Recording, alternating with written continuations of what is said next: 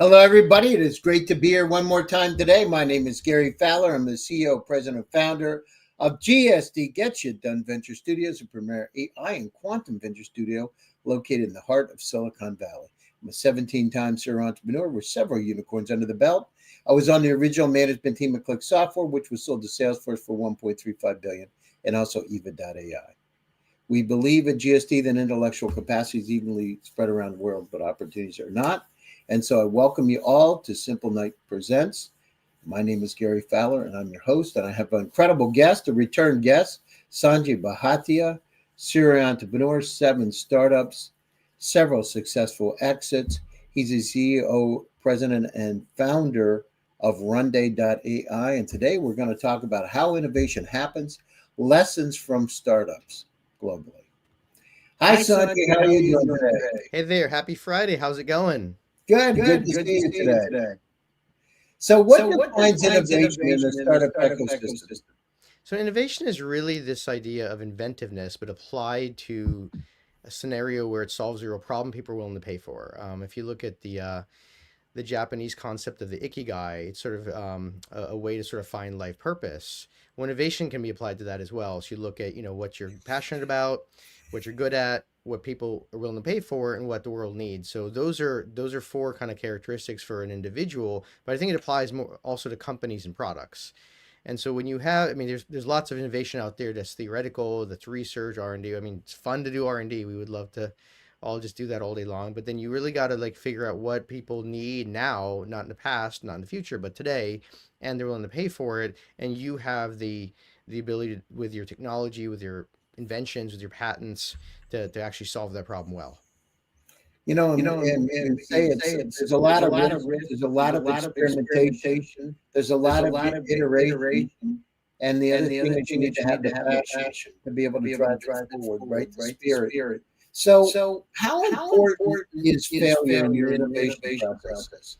That's absolutely necessary. I mean, I think most people have heard of Thomas Edison and failing nearly 10,000 times in the light bulb. But, in more recent times, if you think about the first, successful mobile app or one of them, Angry Birds, that was their, they did 50 games that failed before they came up with Angry Birds. So we love to tell the story of, oh, I had this idea one day and then, it just took off overnight. But usually it's a decade plus journey, and if not at least a few years of failure of iteration of you look at Slack, you look at Airbnb, you look at a lot of these massive companies. Their first business model wasn't what they're doing today, or even what they were doing when they became known brands. They had very different models. They were trying different things, and just pivot after pivot resulted in you know alignment with the product market fit, or creating a new market in a lot of cases, and then things took off. Yeah, I remember talking with Stuart Butterfield at Stanford about that directly because we had this gaming company before he founded Slack. And he said, the only thing I had to sell was my project management tool, which became Slack, right? It's amazing, what happened. You're right about it. So when we run down through this, how important, when you get out and fail, what do you learn from failure? We really learn where the market is going. And so I think a lot of times, you look at Porter's 5 forces model. A lot of times people, will it's sort of, you're looking at today. There's like all kinds of places where there's like dozens and dozens of AI companies. There's like an AI video generation, AI voice generation. There's like everyone thought they were going to be the innovator, and everyone had the same idea in some of these spaces right now. And so that tends to happen, and so the market moves. And so innovation is really like keeping ahead of that market, or predicting where it's going and aligning to the future direction. It's easy to serve the market of today. You could just build a product that's a better product, but the market, by the time you scale it, isn't going to be in the same place. So it's I think predicting the rivalry of forces and vendors and where things are headed, and figuring out how to challenge and then lead. How do you go down through when you're going down through and getting through failure and staying positive? How do you do that? I just I think it's a realization that what success really looks like. If your assumption success is you make an attempt and it works or it's binary, then it's hard to keep going, right? But when you understand every success had no, multiple pivots, a decade plus of innovation, and even something like Amazon. Jeff had another company that failed, right? So he at the same time, he's roughly the same time he started Amazon, he started another company, and that other company failed. Amazon's a multi-trillion-dollar company now. Yeah, so you get Yeah, down so you get through it, down through it, and it's and not it's about where not you about are; where it's you about are; where it's you want to about where you go. want to go. It's about It's about manifesting and getting to manifesting and that getting to point. that point. So, what So, role does what the role does company the culture company have in culture have in fostering fostering innovation, innovation, and how and how important is it? important is it? I mean, culture is critical for sustainability. You can sort of grind it out for a few years until the next fundraise. Sometimes that's possible. Sometimes that's necessary. But really, like, I think you have to have a vision and a culture. Like at Run Day, we really imagine a world where doing business with everyone is like the owner, and you're just texting the owner. All these crazy mobile interfaces and apps you have to download just to get a simple appointment for to get your dog groomed, or order something is just too much. It should be like, hey, if I knew if Steve's Pizza Parlor or Stacy's dog groomer, if I just texted her or him, what's that experience like? That's really the experience at Runday we're seeing as vision. Now to get there, no one, the market's not there, right? So how do we get there? We have to build a multi-billion-dollar company that solves problems of today and the problems that are emerging. We're doing a lot with hyper-personalized email messaging, which is sort of the existing template-based systems don't work anymore. People get inundated. People aren't really reading their email. They have AIs, they have gatekeepers. So what worked 5 years ago, even 1 year ago, doesn't work anymore. So we're ahead of that curve. But the vision is really much broader. To have an omni-channel system that simulates this product expert that's like the founder of the company, and you have a personal relationship, and you can get anything done with a single text message. Innovative startup Innovative culture. I startup know culture. I know I did Eva, I did Eva. so we really So I we looked at really, I things like looked at openness and like openness and creativity creativity to be able to help to be able to help experimentation, not experimentation, really not really ostracizing people ostracize people for trying for things, trying things, and also and collaboration. also How do we work collaboration. together? How do we You work take those together? You four, take you those can do four, you can anything, do right? anything, right? But you got to be But you got to supportive, be because supportive, the last thing you because want the to do last is thing you shut want to off do is shut off that innovation that innovation by by telling people they're not telling doing the people they're right not thing doing or the right trying to thing be or forward trying too to be hard. forward too hard. And how do you go And down how do you through and go down through cultivate and cultivate an environment an environment where team where members team feel members empowered, feel Sanjay? What do you empowered? What do do you to be do able to do to be that? Well, able to do that? a lot of it's alignment with the investors, with the board, with the executive team, with the management layer, and and the people you hire. You're seeing a lot of a lot of people, especially in Silicon Valley or some of these cities where it's sort of relatively easy to raise capital. It's all about this obsession with MRR. We even see companies doing it in fraudulent ways. So it's just an obsession of a certain kind of growth above. I think you have to have more of a stakeholder approach. You care about the customers, the investors, of course, come first, but you have to go beyond that and care about the stakeholders, the environment, the employees, and that mindset is very important. It's not about sacrificing most of those things at the expense of growth, especially unprofitable growth. How do you keep a How do you positive keep a attitude? positive attitude? Just what choice do you have?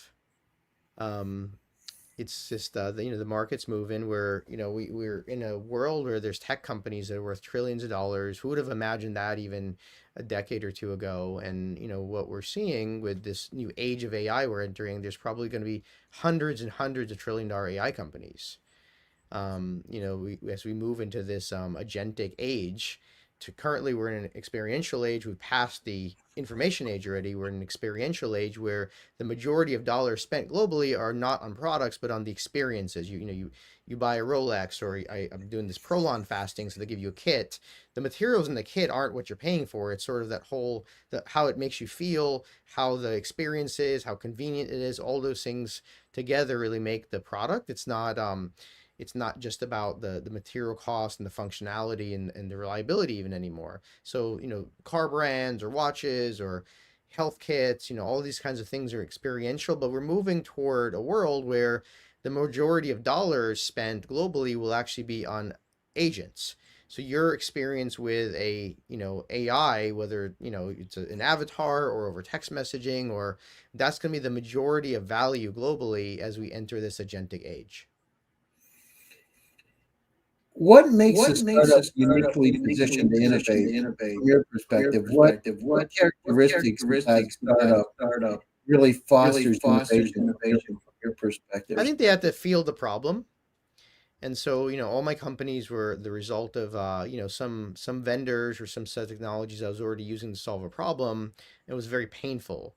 And I, decided instead of continuing that path to create a new product, to take what's, the best in the industry, put those things together, but do it in a new way, potentially adopting new technologies, whether that was, HTML5 or, today it's, generative AI capabilities and reasoning models, but there's always sort of like the last one was lidar technology that was added to the iPhone. So it's like you take a new technology that becomes mainstream, and you use that to take the mix of the best aspects of products in the market to really solve a problem you feel you want solved. So you have to have that kind of understanding of the problem. One of the One of things the things when we did when we did innovation, look innovation, at it. look I at can it. I my can own my experience own when we did experience when we did Findo, Findo, and we and did the we did the variation on a variation couple on a ladder couple networks, ladder novice networks, novice crafts, crafts, ontology ontology back in back in 2016. It was a 2016. little It bit was a early little for the bit early market. for the We market. weren't ready We weren't for it ready yet. for it yet. And And sometimes launching sometimes too launching early too early can lead can to a lead to lack a of lack of marketing ready marketing for the ready for the solution, right? If we solution, did right? it If we now, did it now, who knows? We who could be knows? in We a could be in problem a problem or or adoption. adoption. So, So, well, that launching too launching late too can late also be can a also problem be a because you don't problem have because a you first don't have a mover first mover advantage. advantage.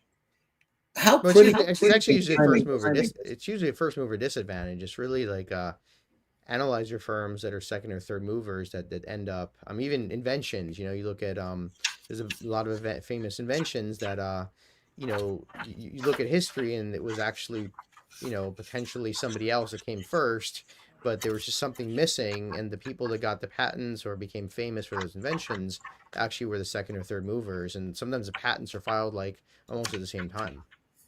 Well, I mean, the Well, I thing is, mean, the look thing at is, look at Facebook, and then you Facebook, had and then you had Friendster and Friendster and MySpace, and look what MySpace, and happened, look what right? happened. Yeah. Everything changed. Everything But the other changed. But thing the other is, thing you is, need to have you those need to have those cheerleaders behind cheerleaders you, like behind Peter you, like Thiel, Peter Thiel. that people can The people really can help your really help company your with their company with network their and network and contacts contacts and and operational operational expertise to really expertise to help really you help you grow your grow company. your company. And at the And same at the time, I same mean, time, I once mean, those once those cheerleaders come in, cheerleaders come everything in, changes, everything right? You changes, get right? people You like get you and people like you Milner and Milner putting money putting in money in companies companies that that dramatically shift dramatically things. shift things. And you get And you people that get people that support, just like support, just cheerleaders like cheerleaders behind the behind the scenes. scenes. How do How you, do how you, do how do innovative innovative startups startups sustain the sustain the momentum once momentum initial once initial success is success is achieved? achieved? How do you How keep do it you going? keep it going? Well, you got to switch from generalists to specialists.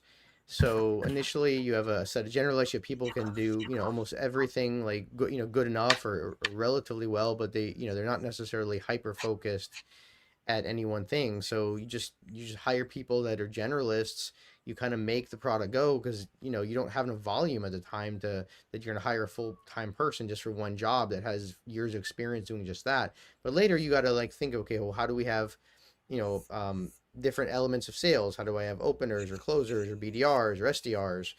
Customer success managers. So QA. You got to get excellence in the roles and have a real team that's focused and working together. So So today, today, what what with with agentic agentic AI, AI, things have things have changed. It's been changed. a It's been a shift. What shift. role do What you role do think you think technology plays technology in plays in driving driving innovation in innovation in startups? startups? And how And how important is it? important is it? Well, it's becoming easier to sort of experiment and scale. You no longer have to hire a 12-person team and spend, a year plus on trying things out. You can pre-sell. I mean, it's sort of a questionable thing sometimes the way people do it, but you can sell something you don't have yet because you know how fast you can build it. You can hire more junior people and give them AI tools to accomplish things that you would need a much more senior person for in the past. You You know, know, one of the one things of the Mark things Mark Zuckerberg Zuckerberg said said is move move fast and break fast and things. break Unless you're unless breaking you're stuff, breaking you're not stuff, you're moving not moving fast enough. What fast do you enough. think What do you about that? think about that? Yeah, you need to. I mean, you don't necessarily have to break what people are touching, but you can often fork or pivot the code base.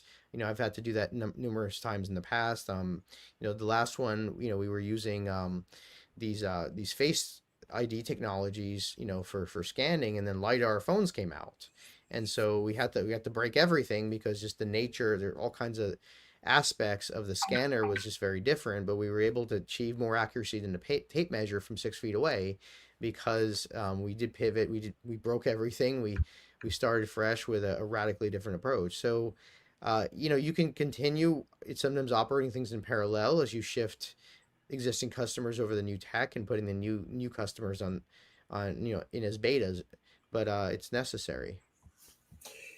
So you go down You go through and down look through at and it, look and at it, and Satya Nadella Satya said, Nadella said, innovation is innovation not is saying not yes to saying yes to everything. everything.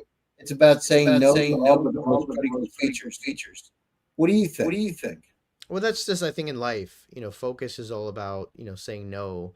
You look at people like Alex Ramosi, you look at people that are, they were asked when Warren Buffett and Bill Gates were the wealthiest two men in the world, they asked them, what's the, independently, what's the most important thing? And they both said focus.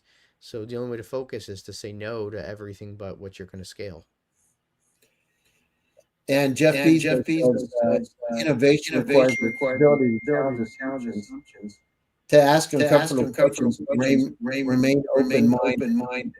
So is it So about is it about challenging challenging assumptions, assumptions, or is it or about is it charting a about charting a direction? direction? I think it's about finding truth. So what, it's like you'd think in the internet would have brought a world where everyone knows the truth.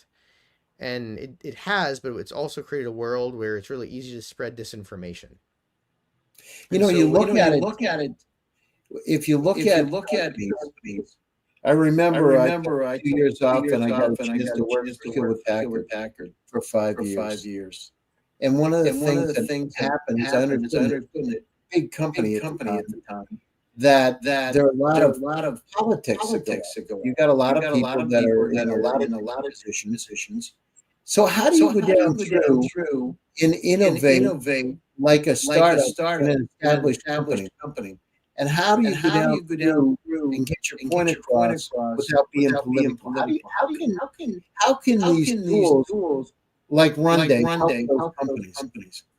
yeah, a lot of companies have entrepreneur programs where you can sort of like create new products in a kind of closed ecosystem independent of the politics. So, I've been to, startup events where, yeah, there's traditional startups there's funded startups. There's also like people that are working for big companies, inside of, these think tanks or these entrepreneur type. A lot of innovation happens that way as well. And then there's, subsidiaries. Companies will even, you look at OpenAI, it's like very much owned by Microsoft, but they're highly independent. And they just bought Johnny Ive's company, which is going to retain its independence for a while. So I think there's the companies that lead have figured out how to sort of keep that founder energy going and give people a chance to thrive. So that's very possible today. And I think it's also by like this global teams. It's no longer that, okay, I got to build an office in Atlanta or San Francisco and find the best people who are willing to move there. You just find the best people in the world. It's interesting It's because interesting because these these companies companies go out there go like out there Xerox, like and then Xerox, and they then innovate, they but then they can't innovate, but really then they get the can't stuff really to get market the like stuff the to market mouse. like the mouse. How do you tie Yeah, How do in you sometimes they're tie just in sometimes they're innovation? just so innovation? profitable with the existing product. I mean, Blockbuster with Netflix, there's all kinds of examples for that. BlackBerry. Sometimes the company's so profitable and the founders are no longer there, and the people who've taken over just sort of like, they're just Wall Street kind of people where they're just looking at quarterly results and how do I tweak those, and they're not looking at what happens 5, 10 years from now. So, So, in in summary, summary, how do how do companies companies innovate innovate better? better? Number one, Number be one, better. better. How important How is it to their important is it to their businesses? businesses? And And then your then closing your thoughts. closing thoughts. Yeah, like I said earlier, the Japanese ikigai concept I think applies not only to people and careers, but also products and innovation. So you gotta, it's fun to do innovation for its own sake. If you have no customers to answer it to, and it's a good life. Mhm. It's really relaxing just writing code and designing things out, but it's not real, right? And then, you know, sometimes you get lots of customers. Like at Run Day, we first launched, we had 50,000 people sign up for Run Day for what we initially put out there, but none of, you know, they weren't willing to pay for it. We were doing a lot of B2C stuff, but we ended up finding these higher ticket, you know, items or B2B relationships were much more interesting to monetize. And so you look at that ikigai concept, and you know, closing thoughts are, I think, look at that. It's a fun diagram too. Look at the ikigai and see how that applies to your business. And you know, we've applied a lot of that to Run Day.